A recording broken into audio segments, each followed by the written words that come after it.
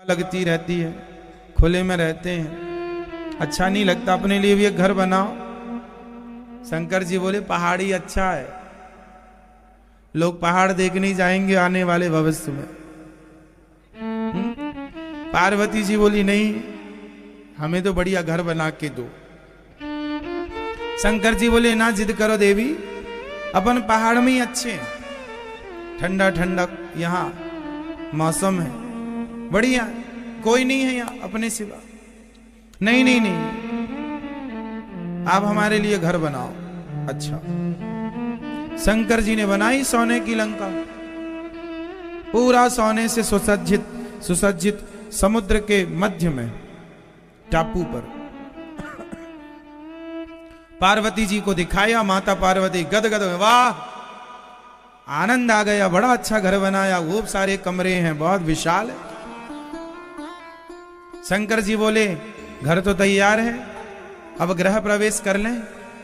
हाँ हाँ, पार्वती जी बोली चलो पूजा पाठ करते हैं। तो गृह प्रवेश कौन कराएगा? शंकर जी बोले हमारा चेला बड़ा पंडित है, उससे बढ़िया पंडित नहीं अभी कोई वर्तमान में। ठीक है, बुलाओ चेला को। रावण को शंकर जी ने संपर्क किया, रावण आओ। रावण ने गृह प्रवेश कराया, और जब गृह प्रवेश हुआ, शंकर जी प्रवेश किए। पार्वती जी बड़ी को घर बन जाए तो माताएं बड़ी खुश होती हैं, चलो खुद का घर। माता जी बड़ी प्रसन्न थी, वाह कहीं इस कमरे में जाएं, कभी मां इस कमरे में घूमे, मस्त। शंकर जी ने कहा सुनो, कुछ दक्षिणा तो दो पंडित जी को। क्या चाहते हैं आप? ब्राह्मण देवता, आपने तो हमें घर में गृह प्रवेश कराया, दक्षिणा क्या होगी आपकी? रावण तो रावण था, रावण बोला महाराज और कुछ नहीं चाहिए, ये जो घर आपने बनाया ये हमें बड़ा पसंद आया, हमें बड़ा अच्छा लगा, यदि ये घर मिल जाए आपका वाला तो वारे न्यारे हो जाएं अपने। और शंकर जी ठहरे भोले भंडारी, वो कभी भक्त को निराश, जो मांगे वो दे दे। कई बार तो शंकर जी वरदान दे के फंस जाते हैं। एक बार एक राक्षस को वरदान दे दिया, क्या नाम था उसका, किसका बेटा था? शकुनी का, शकुनी का पुत्र भस्मासुर। एक दिन नारद जी से पूछा सबसे जल्दी खुश कौन होगा? बोले महादेव। किया महादेव को, उसने अपने शरीर के अंग काट काट के स्वाहा करने लगा, आखिरी में सिर काटने लगा। शंकर जी आ गए, नामर भैया बोल क्या चाहता है? शंकर जी बोले बोल क्या चाहता है? बोले हम जिस पे हाथ रखें वो भस्म हो जाए। शंकर जी बोले वरदान दिया, तथास्तु। अब उसको लगा किस पे रखें, तो बोले आप आओ शंकर जी। क्यों? बोले आप पे ही रख के देखेंगे। शंकर जी भागे शंकर जी भागे, कैसा चेला बताओ, हमें ही मारने के, हमारे को ही मारने के चक्कर में पड़ा, दौड़ा पीछे। शंकर जी भागे, और शंकर जी जब भागे तो बड़ा परेशान भय शंकर जी। भगवान नारायण पर दृष्टि पड़ी, मन से शंकर जी ने कहा हे प्रभु रक्षा करो, ये तो बड़ा परेशान कर रहा। भगवान बोले मन से, उनकी आपस की बातें, भगवान बोले ऐसे क्यों वरदान देते हो दुष्टों को, चलो कुछ करते हैं। तो भगवान मोहिनी बनकर आ गए, और बढ़िया भगवान सुंदर बन गए। तो भस्मासुर भागा जा रहा था, तो भगवान बोले वाह ऊंचे खानदान के लगते हो, बड़े सुंदर हो, कहां बाबाओं के पीछे भाग रहे हो, यहां आओ। भस्मासुर बोला तुम हो तो बड़ी सुंदर, कहां से आई हो? ये मत पूछो, हम तो आपके लिए आई हैं। ये बताओ आप कहां जा रहे हैं? अरे बोले हमें अभी अभी वरदान मिला है कि हम जिस पे हाथ रख दें वो भस्म हो जाए, तो हम शंकर जी के ऊपर रखना चाहते हैं। भगवान मोहिनी बोले सुनो, शंकर जी वरदान दिए हैं, तुमने अभी तक किसी के ऊपर हाथ रखा, कोई भस्म हुआ? बोले अभी तक तो कोई नहीं हुआ। तो मोहिनी भगवान बोले सुनो, आजकल शंकर जी का वरदान काम नहीं कर रहा है। अच्छा, कैसे?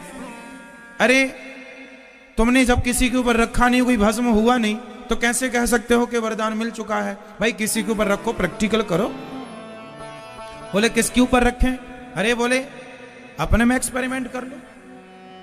अरे बोले हम भस्म हो जाएंगे ना, हाथ थोड़ा ऊपर रखना, ऐसे गरम गरम लगे तो समझ लेना गड़बड़ है।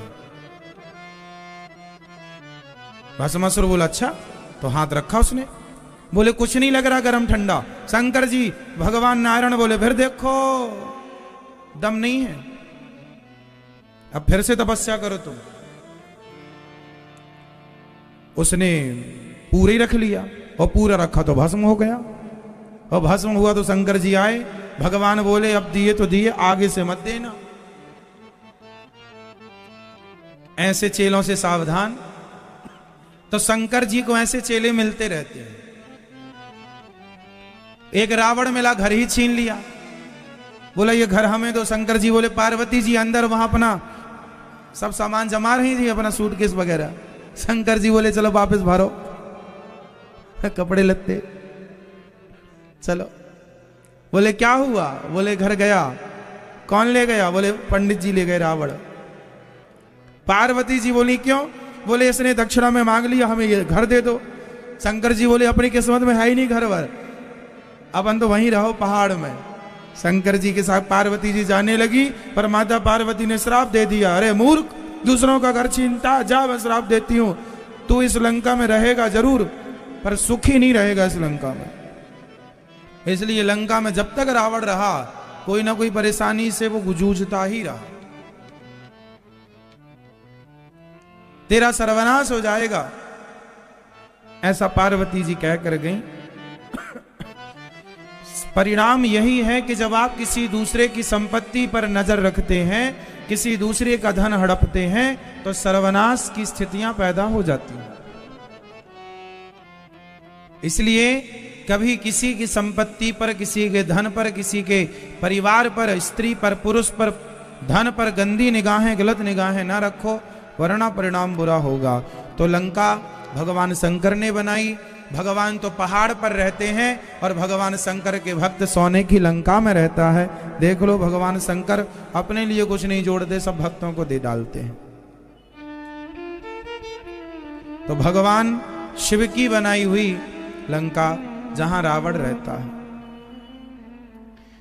तो अर्थ यह निकला कि भगवान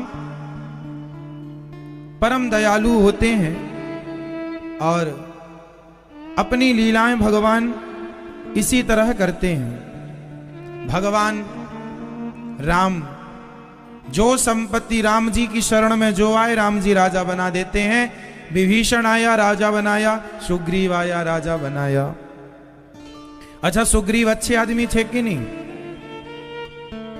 बताओ, सुग्रीव अच्छे आदमी थे कि नहीं? बोलो फटाफट। नहीं थे। सुग्रीव अच्छे आदमी नहीं थे। सुग्रीव को भगवान पर रत्ती भर भरोसा नहीं था। सुग्रीव ने राम जी की परीक्षा ली है कि आप बाली को मार दोगे, इसका परीक्षण करो। ये ताड़ के 7 पेड़ लगे हैं, एक बाण से 7 में छेद कर दोगे तो मैं मान जाऊंगा कि आप बाली को मार दोगे। राम जी ने किया, फिर भी विश्वास नहीं हुआ उससे।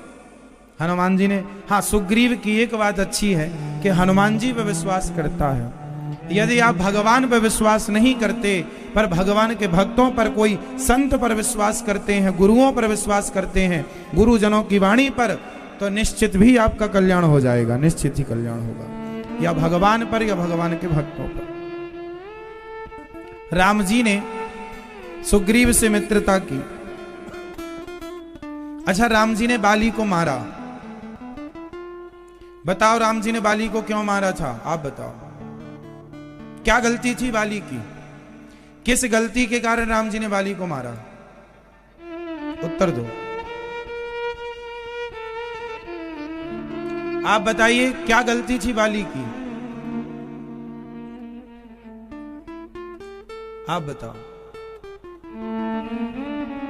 हाँ सही है, आप बताइए भगवान। ठीक है, बताइए।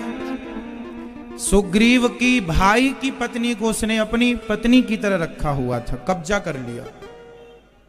अपने छोटे भाई की पत्नी के साथ वो पत्नी की तरह व्यवहार करता है, उसके साथ दुराचार करता है, गलत करता है। इसलिए राम जी ने उसे मारा, वरना उसकी कोई गलती नहीं थी। राम जी का बाली से कोई लेना देना था ही नहीं। जब राम जी का बाली से कोई लेना देना नहीं था, राम जी की बाली से कोई पर्सनल दुश्मनी नहीं थी, पर दुश्मनी सुग्रीव से थी बाली की। अच्छा, सुग्रीव और बाली कौन है? आप बताओ, सुग्रीव और बाली का क्या रिश्ता है? दोनों भाई हैं। एक दिन की बात है कि बाली के सामने एक मय नाम का दानव आया। उसने युद्ध के लिए ललकारा, तो बाली उसे मारने के लिए गया, तो वो एक गुफा में घुस गया। तो सुग्रीव से बाली ने कहा, तुम मेरा 15 दिन तक इंतजार करना, यदि मैं आ जाऊं तो समझना ठीक हूं, नहीं आऊं तो समझना मर गया हूं। वो 1 महीने तक नहीं आया, तो सुग्रीव को लगा भैया मर गया, राक्षस ने मार दिया। तो गुफा पर उसने एक पत्थर जमाया। सुग्रीव ने गुफा का मुंह पत्थर की शिला से बंद कर दिया, और आया तो उसे लोगों ने राजा बना दिया। सुग्रीव राजा बना ही था कि बाली आ गया। बाली ने कहा, अच्छा तू मुझे मरवा के राजा बनना चाहता है? जो लातों से मारना शुरू किया, सुग्रीव भागा। तो सुग्रीव राम जी के दोस्त मित्र बन गए, और मित्र का दुख मेरा दुख है। जो न मित्र दुख हो ही दुखारी, जिन्हीं विलोकत पातक भारी। राम जी का बाली से कोई लेना देना नहीं था, पर सुग्रीव मित्र हैं राम जी के, और मित्र का दुख और मित्र का सुख मित्र का ही सुख दुख माना जाएगा। तो मित्र के साथ गलत किसी ने किया तो मित्र का दुश्मन आपका दुश्मन। इस नाते से राम जी ने सुग्रीव की मदद की और बाली को मारा।